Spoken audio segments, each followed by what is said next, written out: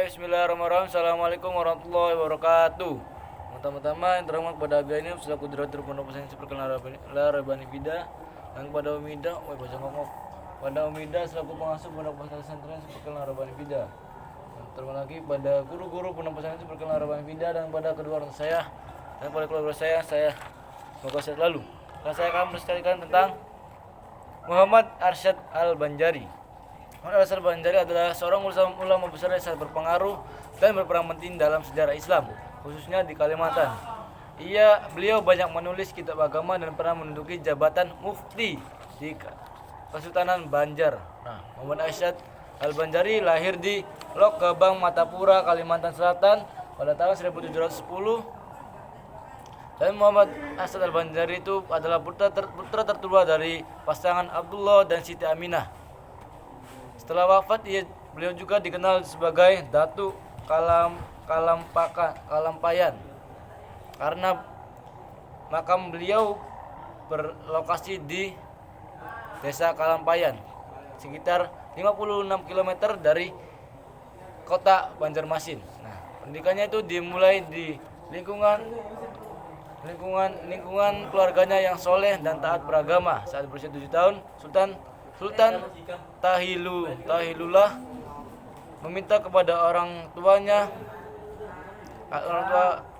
beliau agar mereka bersedia menyerahkannya untuk dididik di istana sekaligus diangkat menjadi anak angkat sultan. Sultan itu tertarik karena ada kecerdasan dan keterampilannya yang diketahui Sultan ketika Sultan mengunjungi Lok Gebang. Meskipun agak berat, Abdullah dan Aminah pasangan Abdullah itu tidak mampu menolak masuk bait Sultan. Setelah itu Al-Banjari diserahkan kepada Sultan dan tinggal di istana. Di istana tersebut Al-Banjari menerima pendidikan dari guru-guru yang didatangkan Sultan untuk mengajarnya. Akhirnya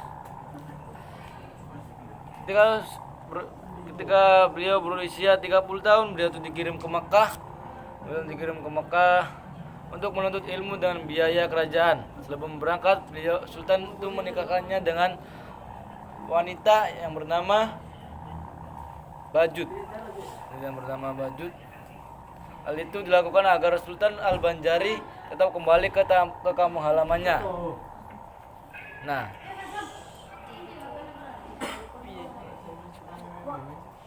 Al-Banjari itu belajar selama kurang lebih 30 tahun di Mekah. Dan beliau itu belajar ilmu agama, ilmu bumi, ilmu hitung, ilmu geometri dan astronomi. Dan salah satu guru yang terkenal adalah Syekh At-Tailah. Kemudian beliau itu diberi izin mengajar dan memberi fatwa di Masjidil Haram. Kemudian ia melanjutkan pelajarannya di Madinah dengan Imam Haramain Syekh Al-Islam Muhammad bin Sulaiman Al-Qurdi dan Syekh Abdul Karim As-Samani Al-Madani selama 5 tahun. Selama belajar di Tanafsi, Al-Banjari berteman akrab dengan Syekh Abdul Somad Al-Palimbani dari Palembang, Abdul Wahab Bugis dan Dayang Bunga Pardia dari Makassar, dan Syekh Abdurrahman Masri dari Jakarta. Pada mulanya mereka bermaksud untuk melanjutkan studinya ke Mesir. Tapi kemudian Syekh Islam Muhammad bin Sulaiman Al-Qurdi itu menasihatkan agar mereka kembali ke kampung halamannya untuk membina umat. Haramain ini menganggap ilmu mereka sudah cukup dan tidak perlu belajar lagi ke Mesir. Di samping itu, tenaga mereka dibutuhkan di daerah masing-masing. Atau nasihat tersebut, keempat sahabat itu kembali ke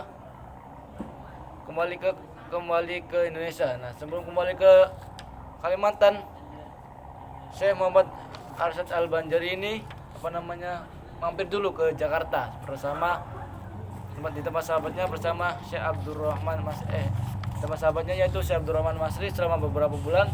Di sini Al-Banjari membetulkan arah kiblat beberapa masjid di Jakarta Barat. Terdapat catatan berbahasa Al-Banjari pada berbahasa Arab bahwa masjid itu pernah diputar ke kanan sekitar 25 derajat oleh Al-Banjari pada 4 Safar 1186 Hijriah atau 7 Mei 1772 Masehi. Al-Banjari tiba di Matapura atau ibu kota Sultan pada bulan Ramadan 1186 Hijriah atau Desember 1772 Masehi. Selesai itu hingga wafatnya di Kalampanya 6 Syawal 1227 Hijriah atau 13 Oktober 1812 Masehi. Ia mengabdikan dirinya membina masyarakat dan mengembangkan Islam.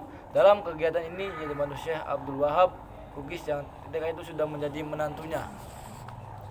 Syekh Abdul Wahab Bugis itu dinikahkan dengan putrinya yang bernama Syarifah di Mekah. Tidak lama setelah Syekh Al-Banjari menerima surat dari Sultan Banjar bahwa istrinya telah melahirkan anak dan sudah dewasa. Oke, mungkin hari ini cukup sekian. Assalamualaikum warahmatullahi wabarakatuh.